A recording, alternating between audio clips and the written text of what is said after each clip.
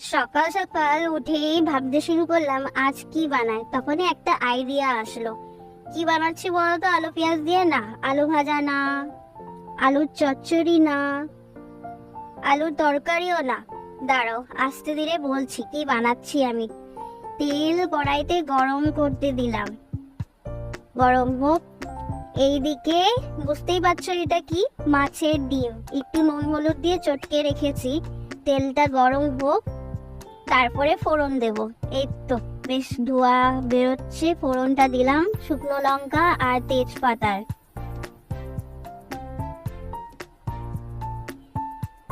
বাবারে চিরবির চিরবির করে উঠছে।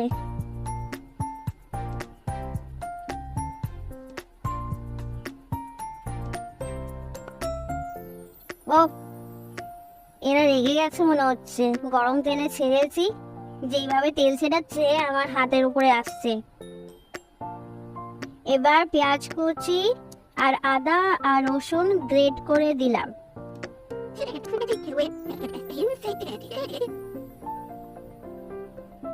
দিয়ে এইগুলোকে একটু হালকা নাড়াচাড়া করতে হবে। অবশ্য আমার মাথার চুলের মতন পুরো লাল না, কিন্তু হালকা লাল করতে হবে এটাকে।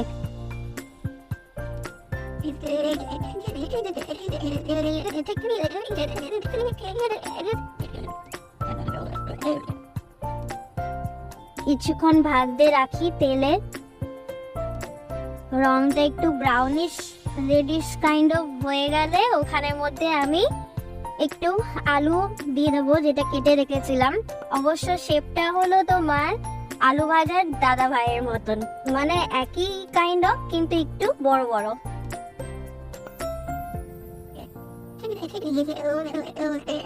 আলু দিয়ে এবার এইগুলো হলো সবকটা একসাথে মিক্স করব। Fry fry fry.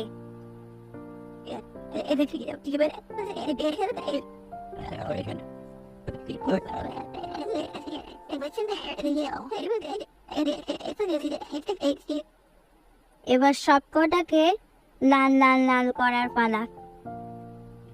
লাল রংটা দেখছি বেশ মিশে গেছে আমার সাথে। মাথায় লাল, রান্নায় লাল। এবার কিছুক্ষণ ঢাকা দিয়ে রাখছি। দেখুন কালারটা কত সুন্দর এসছে, হালকা হালকা রেডিশ ব্রাউন। এবার ওটার মধ্যে একটু হলুদের গুঁড়ো দিলাম, দিয়ে ওই যে গায়ে হলুদ হয় না যেরকম মাখায়, ওরকম ভাবেই মাখিয়ে দেবো। তরকারির গায়ে হলুদ হচ্ছে। এবার হলো অ্যাকচুয়াল রেড, মানে কাশ্মীরি লাল মির্চ দিলাম। আমি ঝালের জন্য দিই না, একটুখানি কালারের জন্য দিই, সেজন্য আমি কাশ্মীরি লাল দিই। আপনি এমনি নর্মাল লঙ্কার গুঁড়োও দিতে পারেন। দিয়ে এবার বাটিতে কি আছে বলো তো? এইটা হলো ধনে গুঁড়ো, জিরে গুঁড়ো একটু গুলে রেখেছিলাম তরকারিতে দেওয়ার জন্য, সেটা দিয়ে এবার এটাকেও মিক্স করে নেব। কালারটা আস্তে আস্তে কি ভালো লাগছে। বাটিতে আরে কিছুর গায়ে লেগেছিল ধনে গুঁড়ো জিরে গুঁড়ো, সেটাকেও জল দিয়ে নিয়ে দিয়ে দিলাম। দিয়ে আবার একটু নাড়িয়ে চাড়িয়ে ঢাকা দিয়ে রাখতে হবে।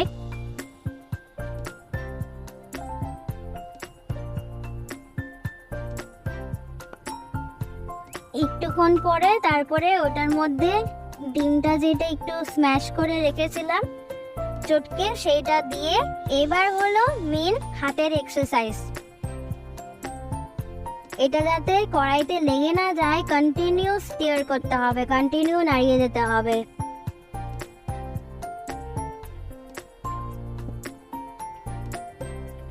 কেননা প্যানে যদি নিচে লেগে যায় বাস হয়ে গেল।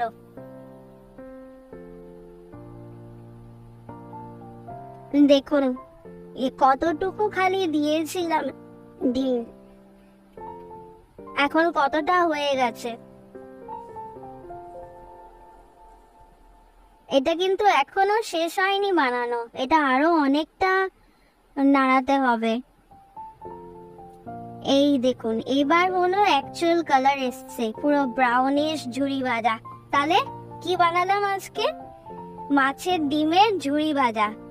দেখতে কিরকম ভালো লাগছে না? টেম্পটিং, জিভে জল আসছে। আমার তো বানাতে বানাতেই জিভে জল আসছে। বানাতে বানাতেই ডিম কিছুটা তো আমি আমার পেটেই ঢুকালাম।